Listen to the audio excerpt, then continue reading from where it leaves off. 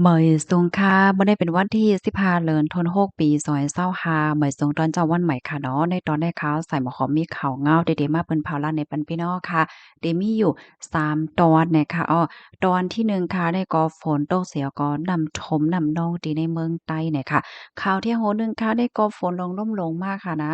ต้นไม้ในฮักล่มเต็งใส่เฮิรนเหี่ยวก็ลูกอ่อนอันนอนหรือว่าอยู่ที่ในเฮิรนนั่นเซ็งสายใจกว่านะคะปยก็ เที่ยงตอนหนึ่งก็เป็นลองกดทัดโหลดก้าที่ในเมืองใต้ว่าจังไหนค่ะออนตั้งเปิ้นได้ก็เข้ามาถ่อมด้วยข่าวง่าวโหในออนตั้งค่ะ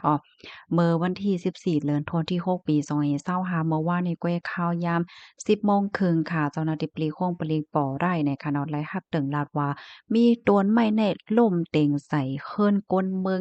ในปื้นที่หมู่ที่4เอิ้งโนนทะเลเจเว้งป่อไร่เจตอนตราดนะคะว่ายหลังสีไล่ฮับตึงลาดเหย้าเนี่ยก็ไหลลงปื้นติสิไหลกว่ากดทัดด้วยค่ะเพราะว่ากว่าถึงเหย้าเนี่ยก็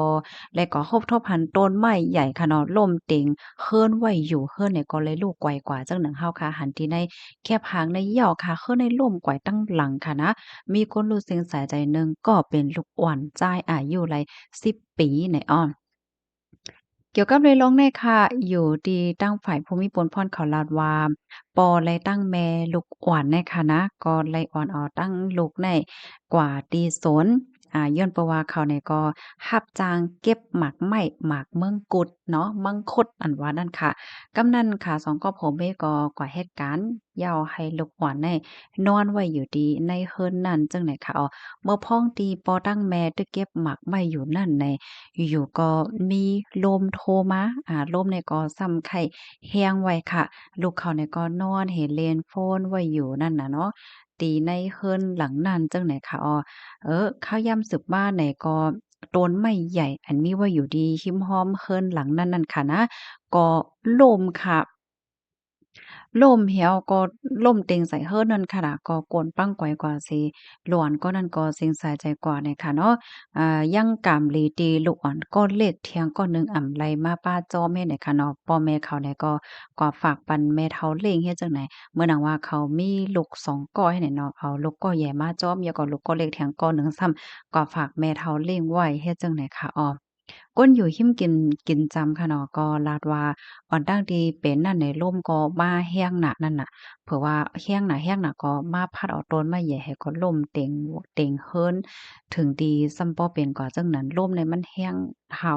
ยามแตะแล้วก็มาไวเหมือนจังว่าร่มในมาเนี่ยก็กึ่งกลางมาก็กึ่งกลางแห้งเตแห้งวาเฮ็ดไหนค่ะข้อมูลอันนี้ค่ะในก็เลยปรีมาที่ห้องการข่าวไทยรัฐออกไว้นะคะ ในกอหนังเฮือเดจังเป็นข้อฟังเตือนถึงปันพี่น้องค่ะนั่นในกอจอยกันสืบเพิ่นแพ่แชร์กว่าเสกัมในค่ะเนาะภายไลดี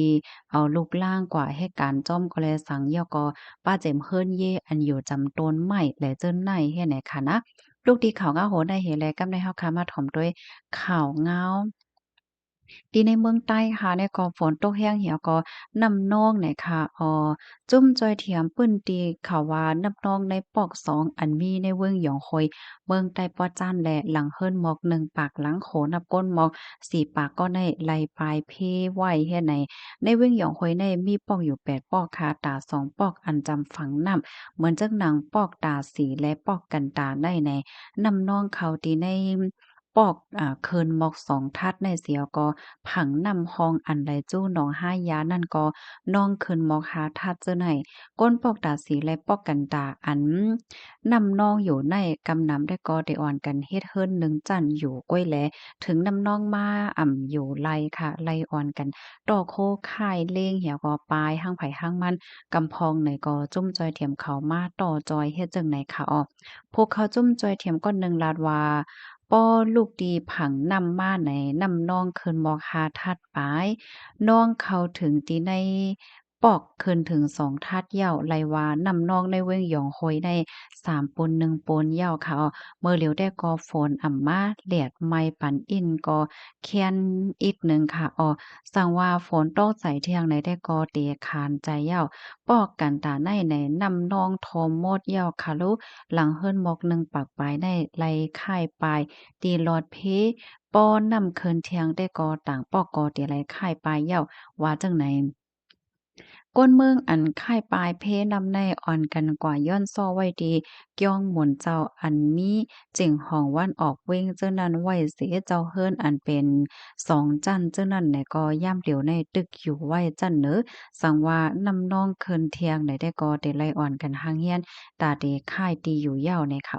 ในก้นปลายเพนำนั่นเตป้าลุอ่อนเคินโฮงเฮียนสีย้อนนำน้องแลไลลือเฮียนไว้สังว่าเทียง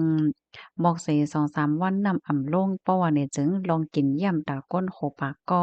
ในเตโหลมาเย้าเฮ็ดไหนคะเมื่อเลียวฝนอ่ำตก2 วันเย้าวันในเสตาหนองเกาลุกอันฮอบไว้เว้งหยองควยนั่นไหนตึกล้วนไ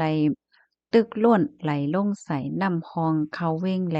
ก้นเมืองแลจุ้มจอยเทียมเขาคาล่ามวาในข้าวยาม3 วันนำเตจังน้องเคินเทียงอยู่จังไหนย้อนประวันนำเจิ้นนั่นเสียวก็ยามพ้องตัวเหลียวในนำในหนองกอคืนไหวสีก้นปื้นตีเขาไม่ใจว่าในข้าวฝนแทง3เหลือในน้ำเตจังน้องนำเหลือเสเมื่อปี2024ที่ป่นมาเนี่ยค่ะข้อมูลในค่ะเลยปีมาที่ของการข่าวเงาหาเสียงได้ออกไว้เนี่ยค่ะเนาะอันนี้ก็เป็นข่าวเงาตีอันแจ่มลีจอมค่ะเนาะเพราะว่ามาด้วยเมื่อปีกายก็เพนำในแห้งไว้เหมือนกันไหนค่ะเอาพี่น้องค่ะก็ย้อนให้กูก็ลอดเพเสกำไหนค่ะเพสภาวะค่ะเนาะ กำในมาด้วยเพจ้อมตาจ้อมตั้งให้เนี่ยเป็นตีเว้งปางหลงไหนคะอ้อ เมื่อเร็วได้ก็มีเจ้าหน้าที่ภูมิภูมิพ่อนเขาไปกดท่าตั้งเขาออกวิ่งเนี่ยค่ะนะเมื่อวันที่13นั่นค่ะเนาะก้อยกะว่าเดเลยว่าจึงเหือใจว่าที่เว้งปังลงก้อยต่างตีก็มีลองกดทัดป้าเนี่ยค่ะก้นเปิ้นที่เขาลาดว่าเพราะว่าเขาทัดหญ้าไหนสอนเจ้าหนังว่าเขาลดกล้ากว่าจ้อมตาจ้อมตั้งค่ะเนาะเลิกๆกว่าหญ้าเขาไหนเขาในก็ที่เอากล้ากว่ากำเหลียวก็เปิ้นนั่นแลพ้องตีอันเขาตึกทัดเข็งแข็งทัด พอมันตึกใหม่ในป้อเป็นไรในก้ามีไหวในอย่าไปกว่าดีในวิ่งค่ะเนาะตึกดีว่าโลกว่าว่าจังหวะจะในโลต่างโคต่างคองแลเนี่ยก็ให้เอาโทอ่อนกว่าต่างเอาก็ไล่ค่ะก็เปอล่ำไล่ว่าเขาที่ออกมาเมินไหลเตย่าเขาเมินไหลเฮ็ดจังเนี่ยเนาะสั่งว่าเฮาคาหันเปิ้นกว่าย่าในเฮาคากว่าซ้ำย่าเมื่อเขาตั้งแลจังไหนก็สั่งถูกเสคบทบย่าไหนก็ซ้ำเตย่าเทียงก็เปิ้นนั่นแหละ ไฮไลท์ฟังสติกันนำให้ไหนเนาะป้องข้าวคิวตีอันเป็นข่าวเป็นง่าวอยู่เจ้าไหนก็ป้องเงิงใดก็เงิงไว้ในเตลีเนี่ยค่ะย่ำพ้องตัวเหลียวในมีลองกดทัดก้ามีไหว้หลายสินไว้ขอในหลายๆตีที่ในเมืองใต้เนาะเหมือนจังหนังเมืองนายกาลีเว้งลงตนที่ลาเซียวเก้งตุงไหลเจิ้นในให้ไหนค่ะเนาะเลอเซนั่นต่างเว้งก็มีค่ะเนาะหนังเมืองกึ่งว่าเฮาว่าให้ไหน กำนันได้ก็ย้อนให้พี่น้องค่ะฟังสติลองกว่ามากันเสก้ามเฮ็ดไหนค่ะอ้อเพราะว่าเปิ้นเอากว่าเหย้ากานั่นตาเดกว่าเอาขึ้นก็ยินหลายๆก็ลาดค่ะนะว่ามันง่ายนั่นน่ะเนาะมันง่ายเหย้าเฮ็ดจั่งใดวะตาเดซื้อรายการหนึ่งลำก็ง่ายค่ะเนาะได้แต่ก็เป็นคนในพื้นที่เปิ้นลาดมากำซื้อน่ะค่ะอ้อยินจมพี่น้องค่ะกูก็ที่รับถอมปานแห้งค่ะย้อนให้อยู่เลยกินหวานและหลอดเพกันกูก็ค่ะมอยสูงค่ะ